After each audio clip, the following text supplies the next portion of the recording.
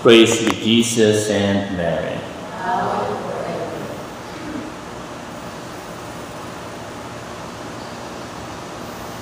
You will grieve, but your grief will become joy.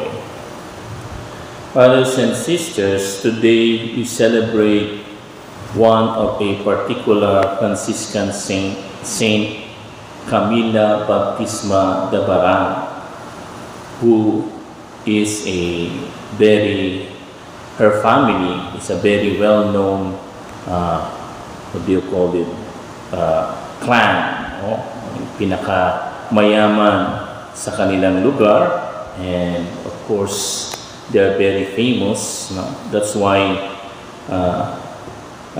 hindi gusto ng kanyang family na si Camila ay pumasok.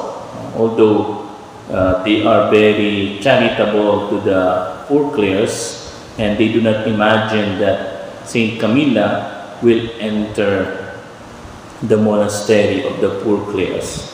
And also there are many things that happen in Barano, some civil war, something like that, and thanks be to God, with the prayer of Saint Camila, nawala yung gera, or nagkaroon ng peace. But one of the particularity of Saint Camila, siguro hindi nyo alam, o wala pa sigurong translation sa English, kung na-translate na, is about the passion of our Lord. Ayon kay Saint Camila, sa kanyang revelation, sa kanyang ecstasy, yung pain ni Jesus is not much physical. No, hindi.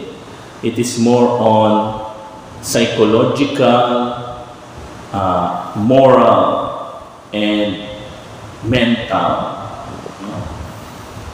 Kung tatanungin ko kayo, anong pinakamahirap at pinakamasakit?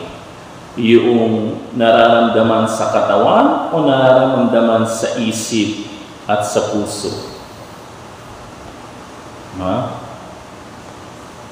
Kasi yung sa katawan, uminom ka na ng Alaxan, maglagay ka ng ng efficacent oil, mawawala na yan.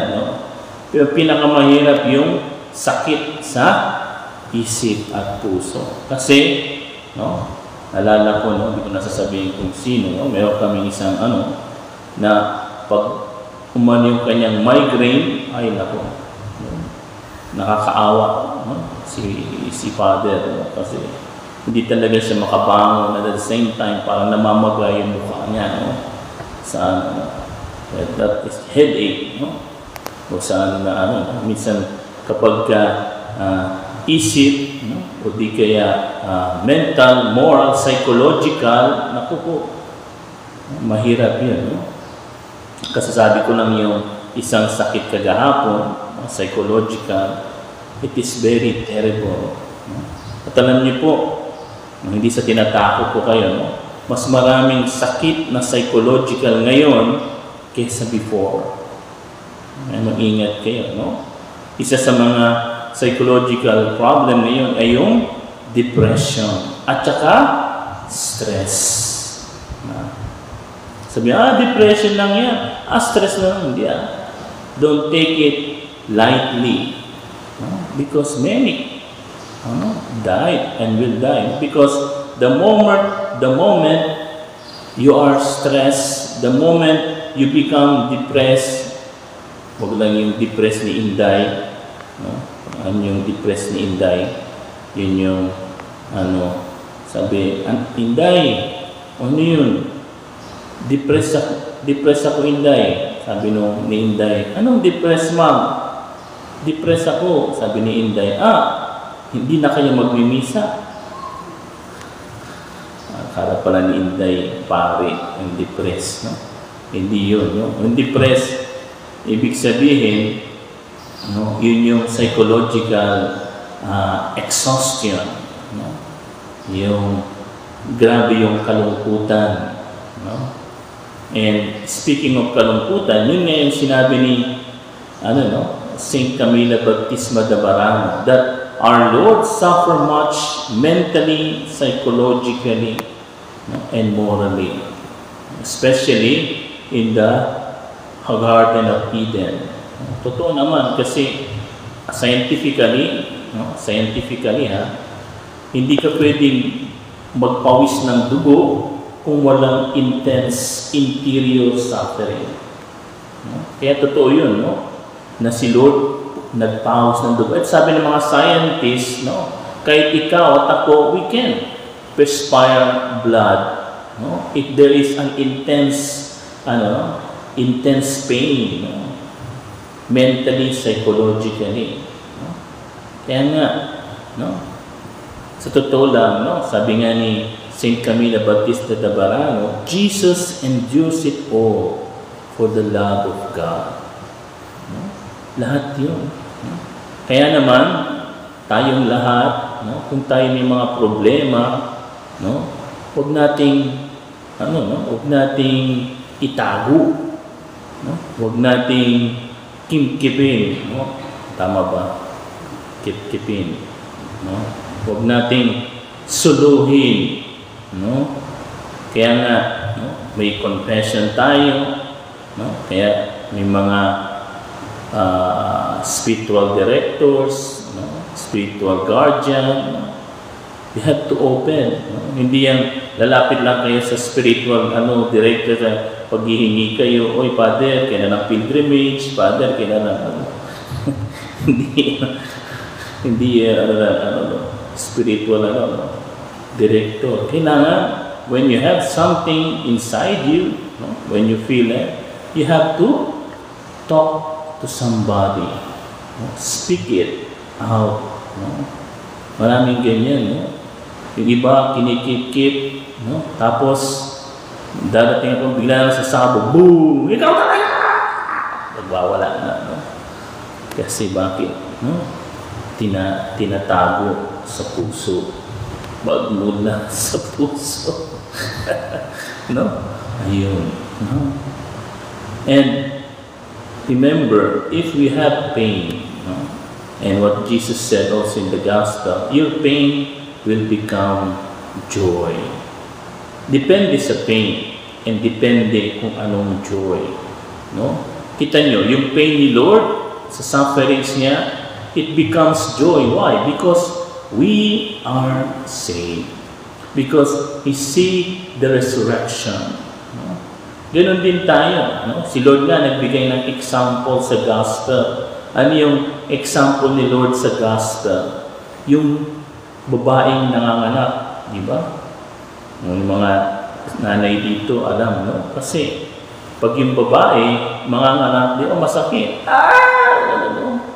Di ba? Yung iba sasabihin, huwag na lang. Kung ano-anong lumalabas sa bibig, laban sa mister. Ikaw, Kaya pagka natapos na, hindi natin sabihin ang sinabi.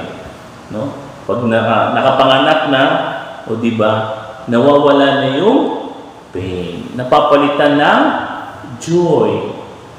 At kakaibang joy kasi na karoon ng bagong nilalang. Yung baby. Alam niyo, sabi nila, ano daw tawag sa bubuyog na maliit? Nasasabi ko lang, baby. Bubuyog na maliit. Ano daw tawag sa bubuyog na malaki? Jollibee. So, tingnan po ninyo, kapag meron tayong pain na totoo, it will leads to joy.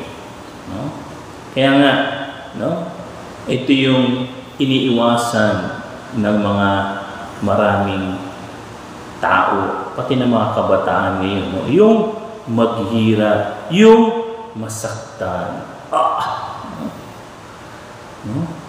Pero if you are hurt, if you feel pain because you are doing good, because you sacrifice for God, remember, sabi nga ni Lord, your pain will become joy. No? Huwag ka mag-alala, sister. Tagal-tagal ko na rito sa kumbento, friar ako, sister ako, no? Ano ba yan? Wala nang nangyayari sa buhay ko. No? No. No? Di ba sabi ni Lord, no? Paano kami, sabi ng isang disciples, iniwan namin lahat. And yet, God, no, recompense it with double or triple pa. No? Importante lang is we have Jesus. We have our Blessed Mother.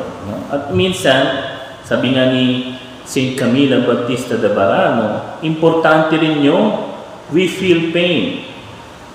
No? Pinapahintulutan ni Lord, especially us as religious, na makakaramdam tayo ng pain o suffering. Why?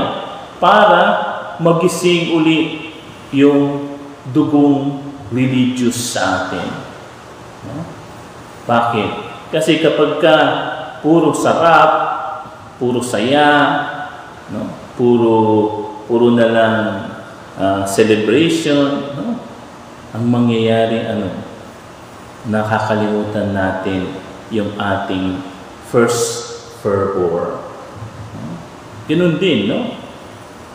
I-compare ninyo yung mga kabataan na self-supporting, no? Yung nagtatrabaho para makatapos ng pag-aaral, doon sa mga student na nagdidepende lang sa magulang.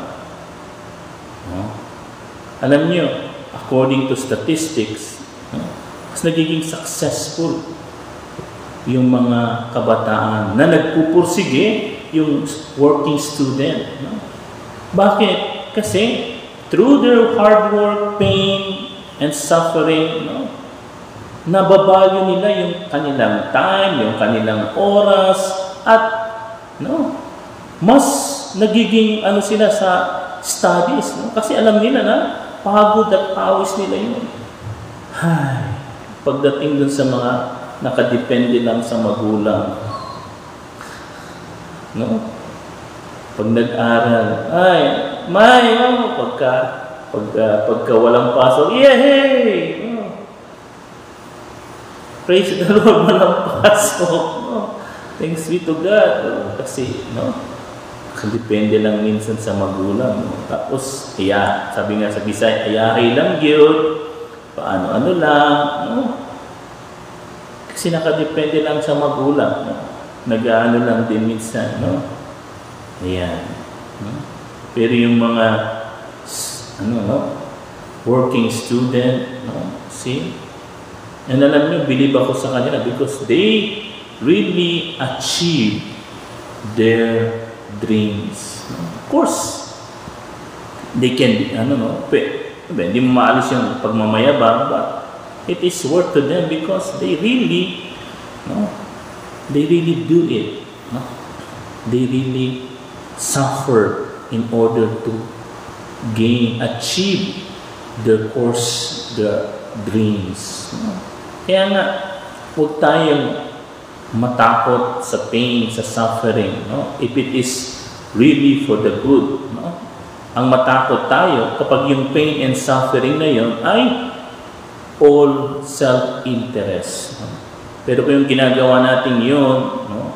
Katulad nga na sinabi ni Saint Camila Bautista de Barano, just like our Lord, whose pain and suffering for God, no? It will turn to joy. No? Kaya nga, mga brothers and sisters, let us ask Saint Baptisma Camila de Barano to help us, no? To remind us that every pain and suffering born for God always had joy as its consequence. Praise be Jesus and Mary.